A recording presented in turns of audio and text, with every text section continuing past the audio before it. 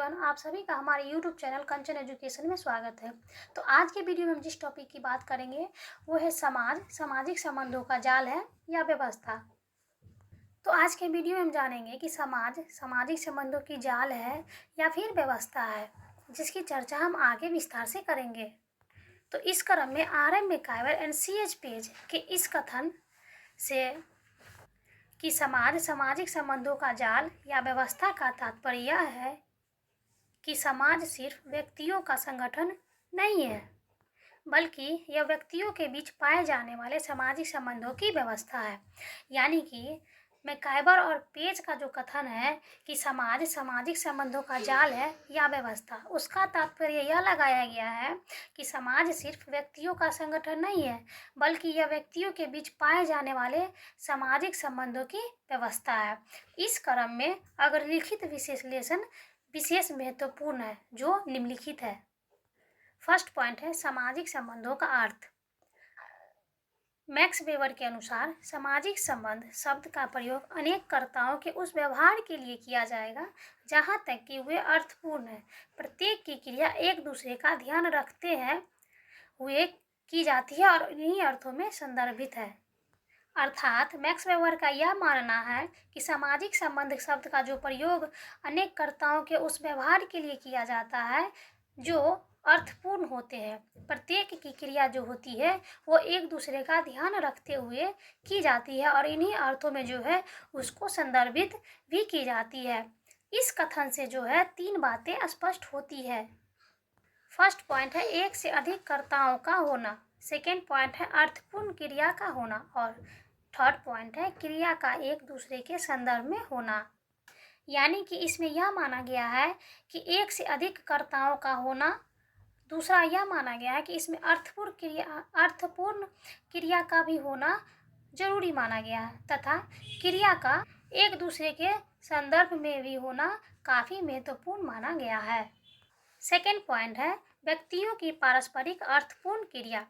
व्यक्तियों की पारस्परिक अर्थपूर्ण क्रिया का तात्पर्य यह है कि सभी व्यक्ति किसी उद्देश्य को ध्यान में रखते हुए जागरूक होकर सामाजिक क्रियाओं को संपादित करते हैं। अर्थात इसमें व्यक्तियों की पारस्परिक अर्थपूर्ण क्रिया का अर्थ यह लगाया गया है कि सभी व्यक्ति किसी उद्देश्य को ध्यान में रखते हुए जागरूक होकर सामाजिक क्रियाओं को संपादित करते हैं। संयोगवश माना जाए कि 2 व्यक्तियों के बीच की क्रिया को सामाजिक व अर्थपूर्ण क्रिया नहीं कहा जा सकता है। उदाहरण के तौर पर देखा जाए तो 2 व्यक्ति अनायास एक जगह मिले, दोनों के बीच क्रिया प्रतिक्रिया हुई, फिर कुछ काल के लिए संबंधी बने, परंतु इसे सामाजिक संबंध नहीं कहा जाएगा। लेकिन व्यक्ति जब आवश्यकताओं की पूर्ति के लिए दूसरों के साथ जागरूकता की स्थिति में अंतरक्रिया करते हैं तो इसे सामाजिक संबंध कहा जाता है। तीसरा पॉइंट है सामाजिक अंतरक्रिया के 3 स्तर। सामाजिक अंतरक्रिया 3 स्तरों से होकर गुजरती है। फर्स्ट है व्यक्ति के बीच अंतरक्रिया, दूसरा व्यक्ति समूह के बीच अंतरक्रिया और तीसरा है समूह के बीच अंतरक्रिया। यानी कि इसमें जो है सामाजिक अंतरक्रिया को 3 स्तरों से गुजारने का प्रयास किया गया है। पहला जो था वह व्यक्ति के बीच, दूसरा व्यक्ति समूह के बीच तथा तीसरा समूह के बीच अंतरक्रिया। इस क्रम में इन तीनों ही स्तरों पर जो सामाजिक क्रियाओं का आदान प्रदान होता है उनके फलस्वरूप अनेक प्रकार के सामाजिक संबंधों का जो होता है वो विकास होता है। फोर्थ पॉइंट है सामाजिक संबंधों की व्यापकता। सामाजिक संबंधों का क्षेत्र व्यापक होता है, आवश्यकता अनुसार इसका दायरा बढ़ता ही जाता है। डेविस ने मूल परिवारों के सदस्यों के बीच 15 प्रकार के संबंधों का उल्लेख किया और लाखों करोड़ों व्यक्तियों के आर्थिक, राजनीतिक एवं धार्मिक आदि क्षेत्रों में कितने संबंध होंगे यह कहना काफी मुश्किल सा होगा। यानी कि कहा जा सकता है कि सामाजिक संबंधों का क्षेत्र जो है वो व्यापक रूप में होता है, आवश्यकता के अनुसार इसका दायरा बढ़ता ही चला जाता है। इसी क्रम में डेविस ने पारिवारिक संबंधों में केवल मूल परिवारों के सदस्यों के बीच 15 प्रकार के संबंधों का उल्लेख किया है।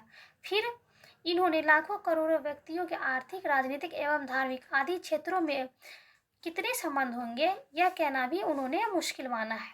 इनमें कुछ संबंध प्रत्यक्ष होंगे तो कुछ अप्रत्यक्ष, कुछ औपचारिक होंगे तो कुछ अनौपचारिक, कुछ मधुर तो कुछ कटु। इस प्रकार सामाजिक संबंधों का क्षेत्र जो होता है वो काफ़ी विशाल होता है। 5th नंबर है सामाजिक संबंधों के कारण। इसके 5 कारणों की चर्चा की जाती है। पहला, हितों की पूर्ति के लिए। दूसरा, मानसिक संतुष्टि के लिए। तीसरा, भौतिक और मनोवैज्ञानिक आवश्यकताओं की पूर्ति के लिए। चौथा, व्यवहारों की प्रत्याशा में। और 5वां, शारीरिक और मानसिक सुरक्षा के लिए। यानी कि सामाजिक संबंधों की स्थापना में मूल रूप से 5 कारणों की चर्चा की गई है। पहला था हितों की पूर्ति के लिए। दूसरा, मानसिक संतुष्टि के लिए। तीसरा था भौतिक और मनोवैज्ञानिक आवश्यकताओं की पूर्ति के लिए। चौथा थी व्यवहारों की प्रत्याशा में। और 5वां और लास्ट था शारीरिक और मानसिक सुरक्षा के लिए। ये आवश्यकताएं ऐसी होती है जिनकी पूर्ति मानव जीवन के लिए आवश्यक माना जाता है। इसलिए आवश्यकताओं की पूर्ति हेतु मानव सामाजिक संबंधों की जो है वो स्थापना करता है। 6 पॉइंट है सामाजिक संबंधों में परिवर्तनशीलता। सामाजिक संबंधों में समयानुकूल परिवर्तन होते रहते हैं। सामाजिक संबंधों में परिवर्तन से सामाजिक ढांचा में भी बदलाव आता है। वर्तमान में आर्थिक संबंध के अंतर्गत मालिक व मजदूर के संबंध में बदलाव देखा जाता है। इसी तरह पारिवारिक, धार्मिक एवं राजनीतिक आदि संबंधों में भी काफी अधिक परिवर्तन हुए हैं। ये परिवर्तन गुणात्मक व संख्यात्मक दोनों ही रूपों में होते हैं। यानी कि सामाजिक संबंधों में जो होते हैं वो समय के अनुसार परिवर्तन होते रहते हैं।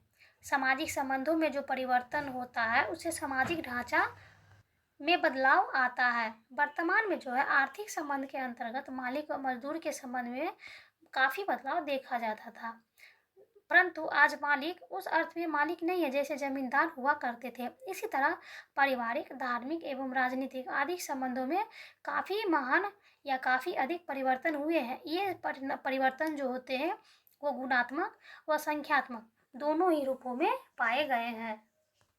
7 एंड लास्ट पॉइंट है सामाजिक संबंधों में व्यवस्था। सामाजिक संबंध असंख्य हैं। सभी सामाजिक संबंध व्यवस्थित ढंग से समाज में कार्य करते हैं। व्यक्ति संबंधों की स्थापना समाज के मूल्य एवं प्रतिमान के अनुसार करते हैं। साथ ही सामाजिक प्रथाएं, जनरीतियां व संस्कृतियां के अनुकूल भी सामाजिक संबंध बनते हैं। यानी कि सामाजिक संबंध को असंख्य माना गया है।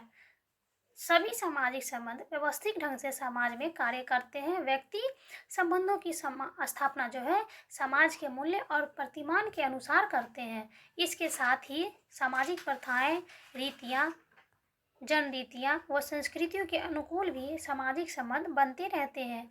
यही कारण है कि सभी संबंध एक दूसरे से जुड़े हुए होते हैं। संबंधों के बीच एक प्रकार का सामाजिक संतुलन बना रहता है। यदि एक क्षेत्र में परिवर्तन होता है तो वह अन्य सामाजिक संबंधों को भी परिवर्तित करता है। इसी संतुलन और पारस्परिकता को व्यवस्था कहा जाता है तथा सामाजिक संबंधों की इस व्यवस्था को समाज कहा जाता है। इस प्रकार उपर्युक्त तथ्यों के आधार पर कहा जा सकता है कि समाज सिर्फ व्यक्तियों का संगठन नहीं है, यह व्यक्तियों के बीच पाए जाने वाले सामाजिक संबंधों की व्यवस्था है। अर्थात व्यक्तियों के बीच पाए जाने वाले संबंध जब एक व्यवस्था का निर्माण करते हैं तब इस व्यवस्था को समाज कहा जाता है।